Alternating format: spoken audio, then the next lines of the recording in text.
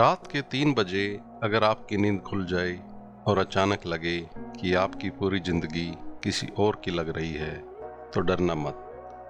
दीपक के साथ भी यही हुआ था और उस रात उसकी जिंदगी टूटने वाली थी या पहली बार बनने वाली थी। चलिए देखते हैं। रात का तीसरा पहर था। शहर सो चुका था, लेकिन दीपक के अंदर ट्रैफिक जाम लगा था। विचार हॉर्न बजा रहे थे, योजनाएं, पछतावे और डर, और बीच बीच में एक आवाज, क्या यही जीवन है? उसे खुद पर हंसी आई। उसने आसमान देखा, आसमान शांत था, उसका दिमाग नहीं, और यहीं से समस्या शुरू हुई।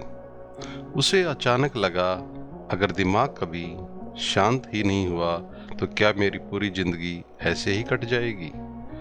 क्या हर इंसान अंदर से इतना शोर झेल रहा है और बाहर से नॉर्मल एक्ट कर रहा है? यह सवाल उसे हिला गया। नीचे घर सो रहा था, पत्नी ने करवट बदली, बच्चा नींद में हंसा, दीपक सुन रहा था और पहली बार उसे लगा यह सब मेरा जीवन है, फिर भी मैं इसमें मौजूद क्यों नहीं हूँ? जैसे मैं गेस्ट हूँ अपने ही घर में, जैसे जिंदगी लाइव चल रही है और मैं रिप्ले देख रहा हूँ। उसी समय नीचे से आवाज आई, डुश। फ्रिज चालू हुआ। दीपक को लगा ब्रह्मांड ने साउंड इफेक्ट डाला है। वह हंस पड़ा और उसी हंसी में कुछ पिघला। उसने खुद से पूछा, क्या जागने के लिए सब छोड़ना पड़ेगा? घर, नौकरी, जिम्मेदारियां?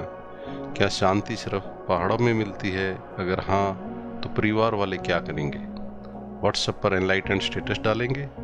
यह सोचकर भी उसे डर लगा, क्योंकि वह भागना नहीं चाहता था, लेकिन ऐसे जीना भी नहीं चाहता था।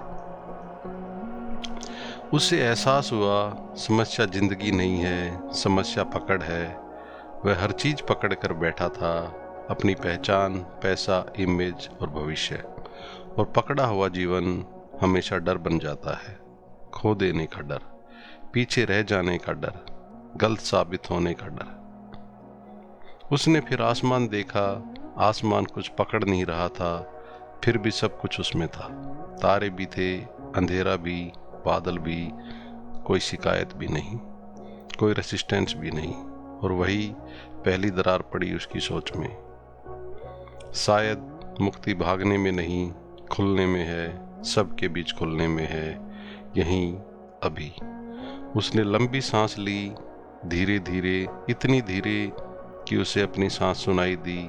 पहली बार हवा अंदर गई, सीना फैला, और छोड़ते समय जैसे भीतर जगह बनी। कोई चमत्कार नहीं हुआ, बस थोड़ी जगह बनी, और उस जगह में शांति की पहली किरण उतरी। अगर आपने भी कभी ऐसा पल महसूस किया है तो आप जानते हैं यही टर्निंग पॉइंट होता है। बड़ा नहीं, शांत, लेकिन असली। दीपक को समझ आया, जागना दुनिया छोड़ना नहीं है, जागना हर सांस में लौटना है, बार बार।